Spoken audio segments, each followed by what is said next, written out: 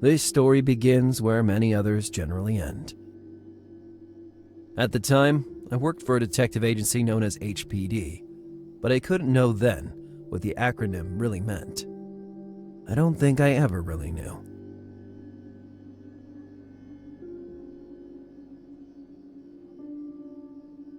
For a few months, I'd been on the trail of the man the press not very originally renamed Blowtorch. A clue led me to the extreme outskirts of Miami, in a little out-of-the-way suburb that smelled like rotten fish.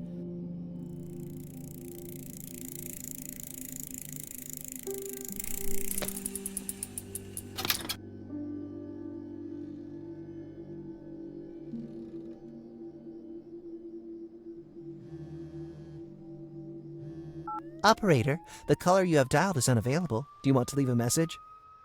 Bundy, knock it off. Judging from the traffic noise, I'd say you disobeyed my orders. Hey, I just went out for a ride on my bike. What's the harm? At 10 in the evening, I told you to stay home. The case is ours. We're already racing to the scene of the tip-off. But the cavalry's already here, boss. Let me find one of those clues that Blowtorch left for me, and we will stop the next murder before you even divorce your third wife. I'm on my fourth, Bundy, and I will never understand why that killer keeps leaving clues just for you. Do you need to ask? Because I'm his archenemy, his nemesis, his worst nightmare. More like he enjoys leaving you every time grasping a handful of air. Oh yeah. Remind me again, old man. Who stopped the Puerto Rican surgeon and the arsonist of the southeast coast? And what about the... All old news, Bundy. You haven't caught a break for a long time, and for months you've been following Blowtorch without any results. Why don't you go on holiday and let us do the work? I'm in Miami, dude. Working here is a holiday. I'm serious, Lars. Give it up. Listen, boss. I will limit myself to a stealth approach. Identify the victim's flat. I write everything down. I smoke a cigarette. I admire the skyline. I wait for reinforcements. No shootout planned. That would be difficult, since you never carry a gun with you. Well, once a chick told me that the weapon at my side makes me clumsy. Don't cause any shit, Bundy. We'll be there in a short while. Okay. That means I have a short while to solve this case. What did you say? Nothing. Bundy, don't screw things up, or I swear... At previous crime scenes, we always found a letter addressed to me, abandoned in the mailboxes. This time, maybe, I would be able to find that letter before the crime was committed. But I had to hurry.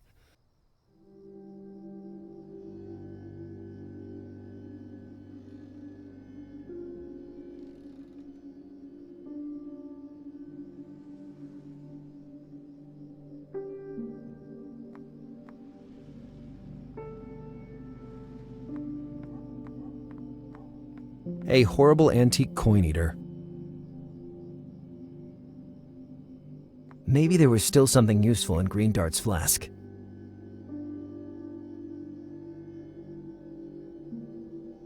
Normally I would have filled it with scotch, but I didn't want to find myself in Orlando investigating a red whale again. Like last time. Hey, there really was some scotch after all. Scotch tape, I mean.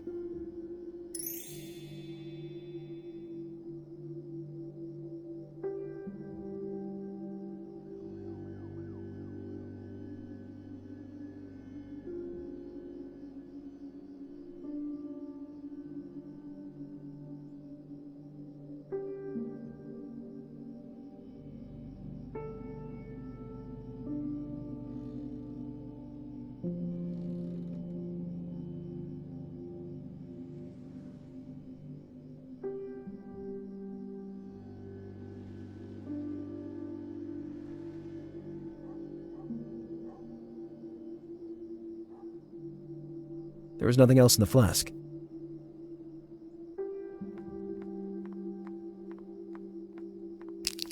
Here's what the taxpayers' money was being used for. The conditions of that sidewalk were getting worse. A stone bigger than the others just fell off the sidewalk. And who was I not to accept the kind gifts from Providence?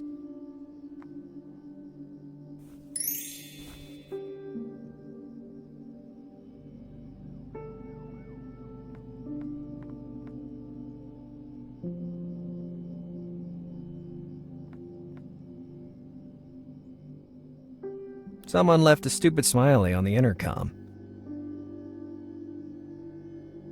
I could use it to establish the alleged stupidity of J.J. Irham, but nothing else.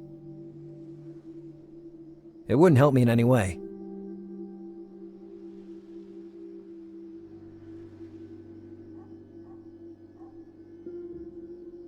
I looked at the various mailboxes and found what I was looking for: an abandoned envelope with no writing or stamps. The only problem remaining was how to open the mailbox. Maybe using something thin for leverage.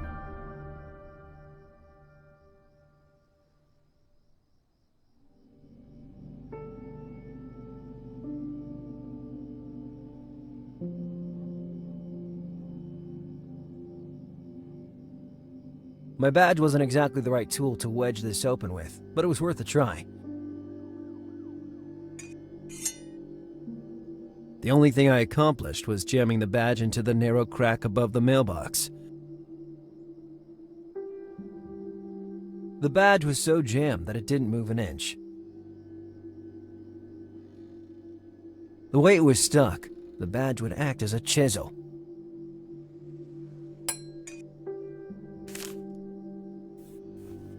As usual, the letter was ripped and written with invisible ink. With Scotch tape, I would be able to easily reassemble it. Well, I'd have to think about the invisible ink later.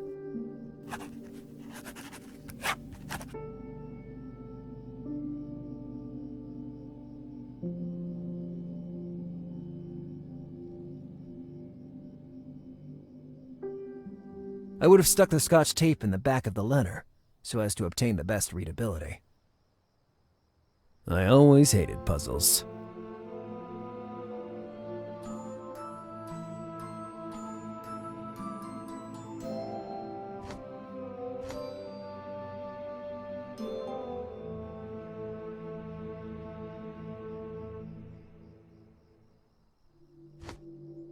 If I have to waste time on this...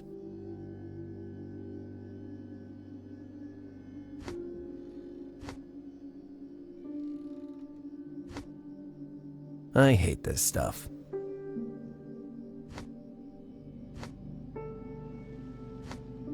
Once I received a 1,000-piece jigsaw puzzle as a present. I sold it to my nephew.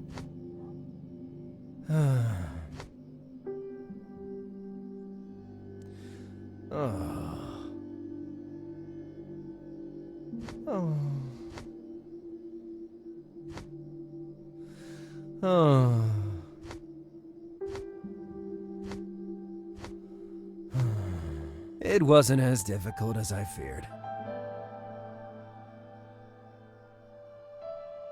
At that point, I just had to find a way to read the message hidden in the letter. Well, I remembered that to reveal invisible ink, you just have to warm it. Where could I find a source of heat that late at night?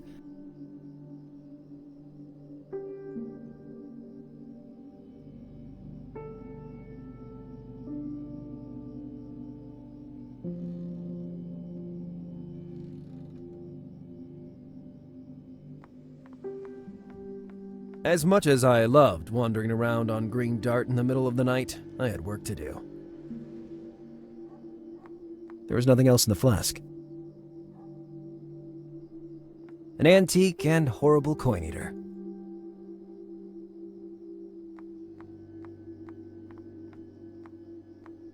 That stuff tasted like chewing gum stuck under a desk for a month. I know that because at school I never had the money for snacks, so I picked up those.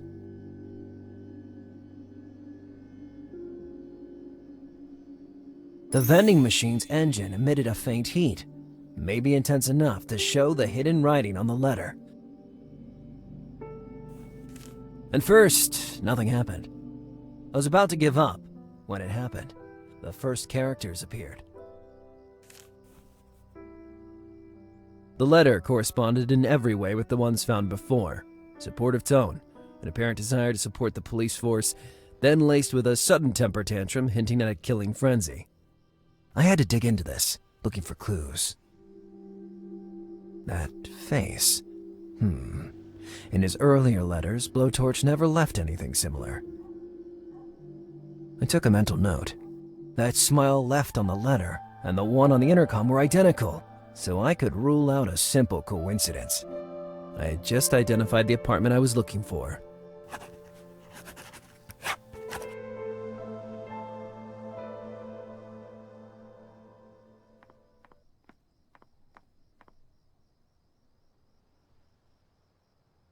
The apartment was registered to a certain G. Glover. I hoped I got there in time.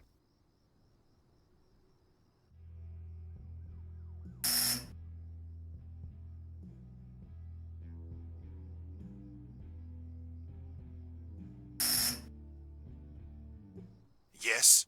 Who is it? I'm Detective Bundy from HPD. If you don't mind, I need to ask you some questions. He didn't answer immediately.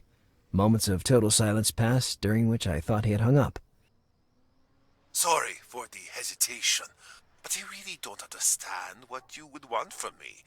I'm just a normal citizen who... Yes, of course, but I really need, and I mean really need, to talk to you. With a certain urgency, too. Can you open the front door? I hate to be a killjoy, but you have a warrant. I don't want to get into trouble with my landlord. You know what? I guess I forgot it in my other hand. Anyway, I already told you that... Listen, the landlord is a real pain in the ass, and I don't want any trouble. If it's such a big deal, you won't have any problem coming back with a warrant. Good night. In my entire career, I had never been mistreated like that by someone I had to protect. Despite the fact that the guy was an idiot, I couldn't let him be killed in cold blood. Besides the front door, the only visible way in seemed to be the fire escape above.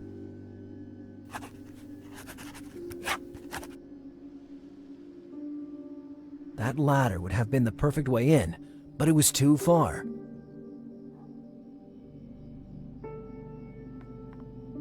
Maybe in that alley, I would find alternative access to the building.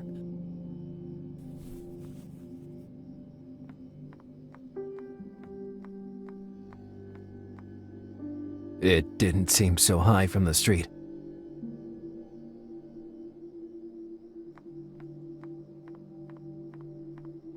Jumping from that roof would be very Hollywood style, but I would have broken my neck. Even from the roof, I couldn't get to the fire escape.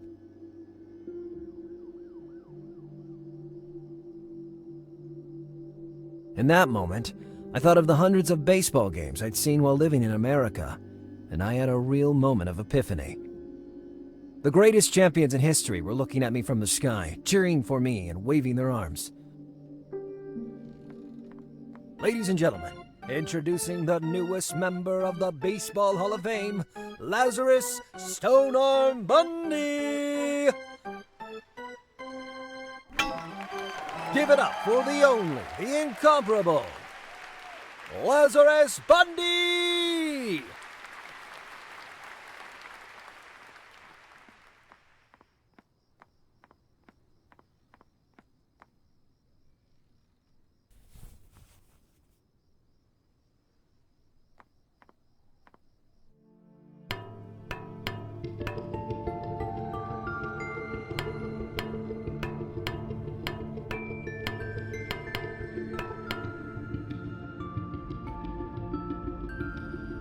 Lazarus Bundy in my place.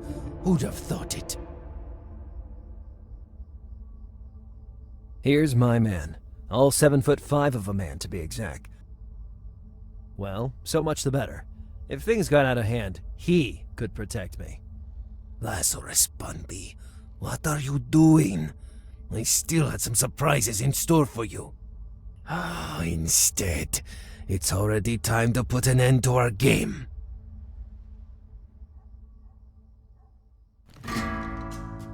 Just then, I knew I misunderstood the whole situation.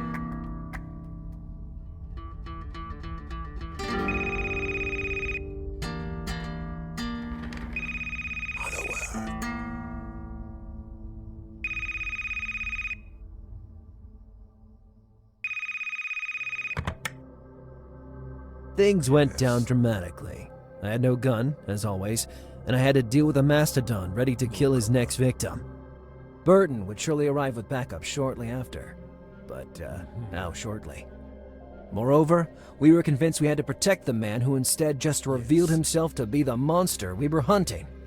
I thought of sending a text to warn him, but I had no credit on my phone, having accidentally subscribed to a live weather service. I was in more danger than ever, but at least I knew the weather was fine in Baltimore. One thing was for sure, I couldn't wait anymore. Yes. Same place. Trying to use the lamp as a makeshift weapon would have meant walking the entire length of the room twice. If I wanted to die, I could have found a more glorious method, such as jumping out naked after drawing a target on my chest. No. The fast food leftovers looked like they were regurgitated by a warthog. Could be. Freeing the girl was going to be way more difficult than that. Yes. That beast towered over me, but a bottle in the right spot would put anyone to sleep. I had to hold my breath. The slightest noise would betray me. Possible. Never mind. Could be. I told you to close that sewer hole, you slut! If I hear even one more whisper, I'll be forced to use more brutal methods than usual. Is that clear?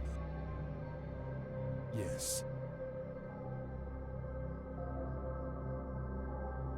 No.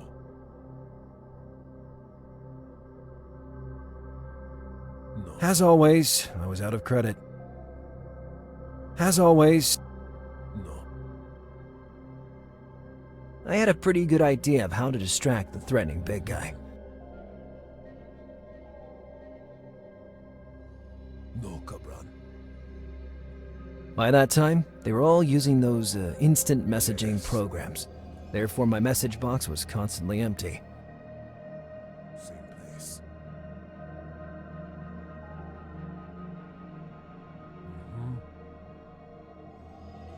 I was desperate and in dire straits. I could do nothing but go for broke. No. Look what you made me do, slut! First, I need to recover that damn phone that I still don't know how you managed to keep from me. Then, we'll settle up.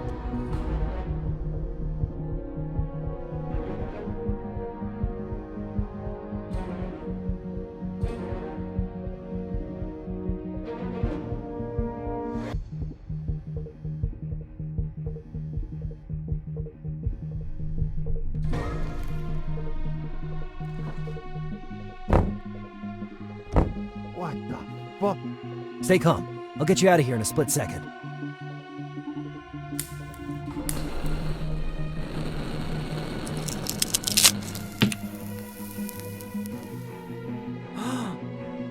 Hurry! Run! I'll hold him.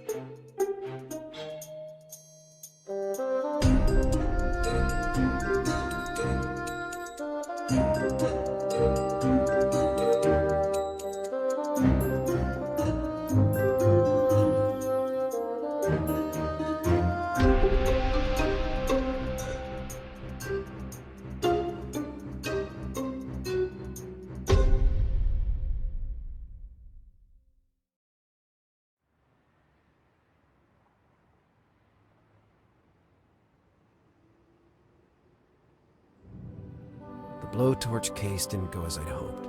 Instead of the savior, I found myself impersonating the damsel in distress. Luckily, Burton came just in time to get me out of the doghouse.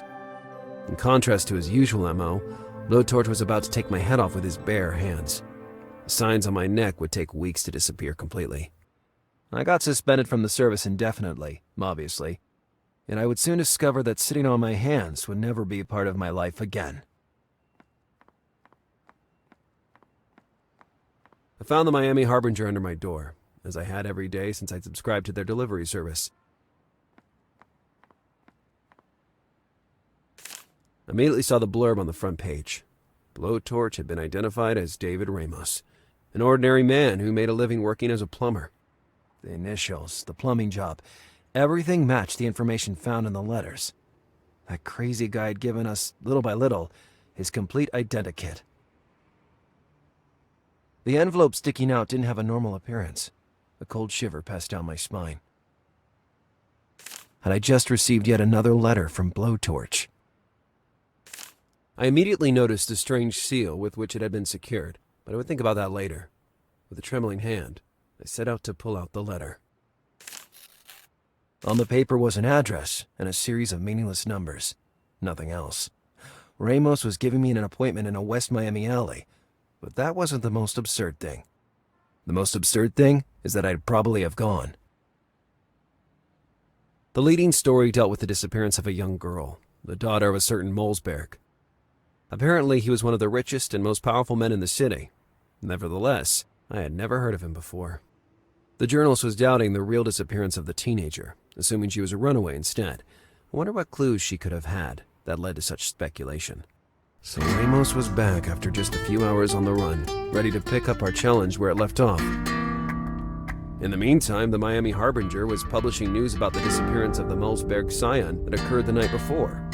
What if she was the victim chosen by Blowtorch? I should seek out more information. The morning news was being aired right then. Maybe there was still time to catch the final minutes of it.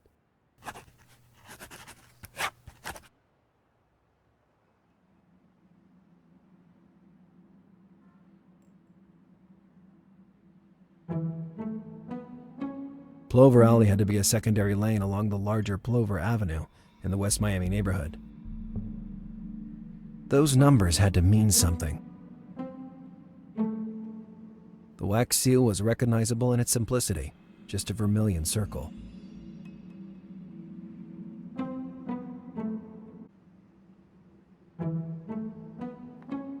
What the hell was my remote control doing in there?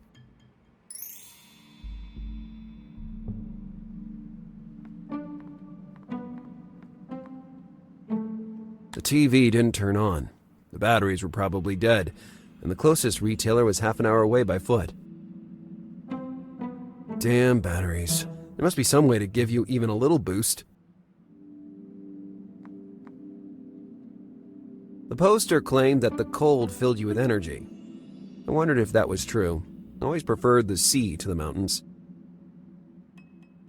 The poster claimed I wondered if that was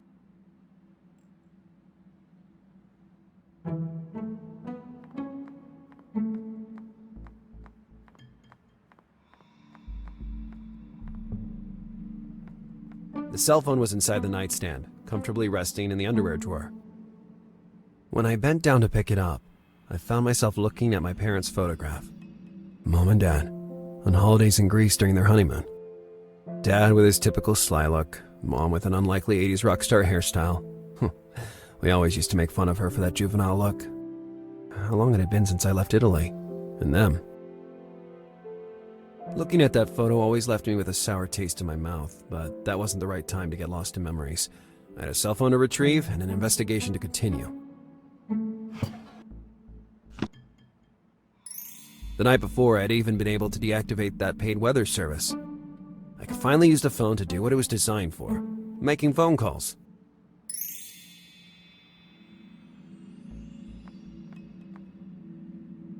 Bobby was down there for a reason, to protect me from nightmares. I'd remove it only in case of extreme need.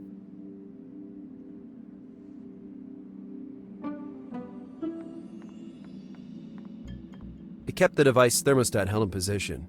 Removing it would drop the temperature as low as it could go. But, alright, I rarely ate the junk food in my fridge anyway.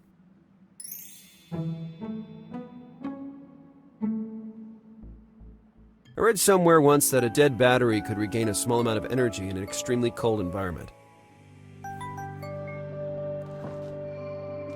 Could it be true, this story of batteries recharging in the cold? Hey, maybe that's what igloos are. Huge batteries shaped like houses. Oh, that would explain why Eskimos wear gloves, to prevent electric shocks. It was time to discover if my limited physics knowledge would help me or not.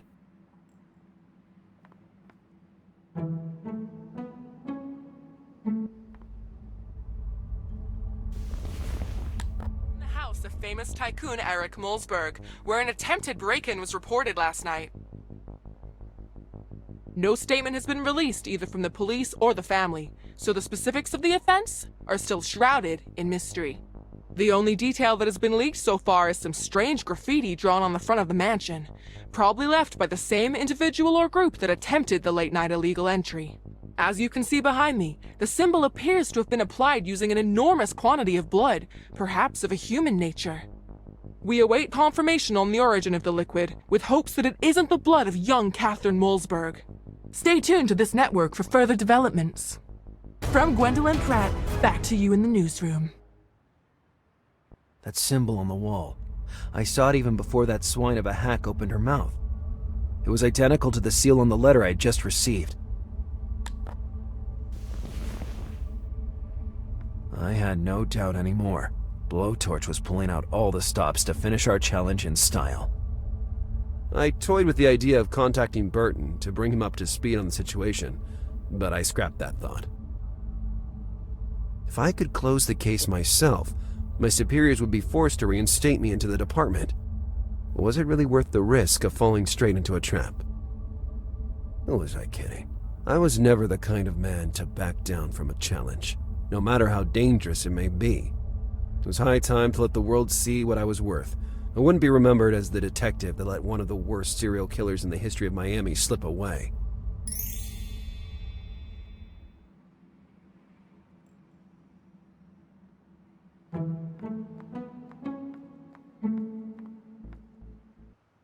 The thing to do next was retrieve Green Dart, just in case I needed to race off in pursuit of Ramos. My beloved bike had been left at the HPD the night before. To recover it, a long walk awaited me. Hey Richie, how's it going? Hello, Lazarus. Richard, we've been neighbors for 5 years now? What do you think about finally calling me Lars? I like the sound of Lazarus. There's something magnetic about it, don't you think? Speaking of magnetism, do you still have that magnet I loaned you? Yeah, well, you know, it's complicated. What do you mean by complicated? You didn't lose it, did you? No, not lost, no. I used it in a secret mission. My magnet. In a secret mission.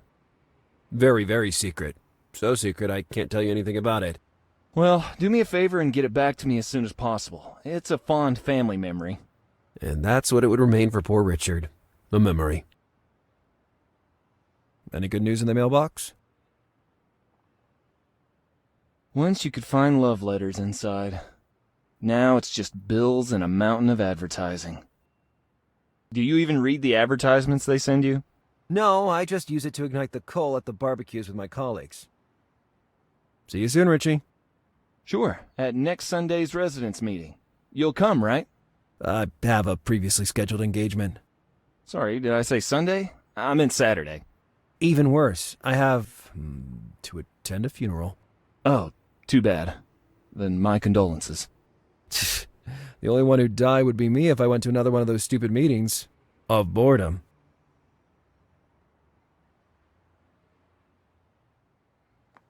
The Parmesan had been dangling from the ceiling for years, and by now, it had reached a very strong seasoning. I used to prepare a trap for a rat that was haunting the attic.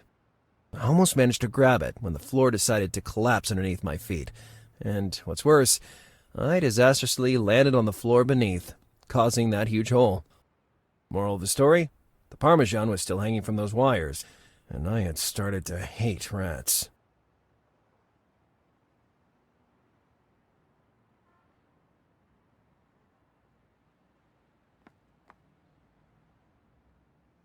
Richard, one of my neighbors.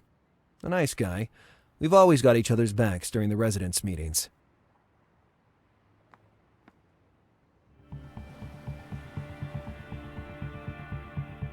I found a bad, very bad surprise waiting for me outside the office. Those idiots in the department had pierced a tire of my beloved green Dart. Furthermore, the bike was locked to the streetlight with its chain. We, though, probably had the keys, but for the tire, I would have to come up with something. One thing was for sure, I wouldn't leave the HPD without my green Dart.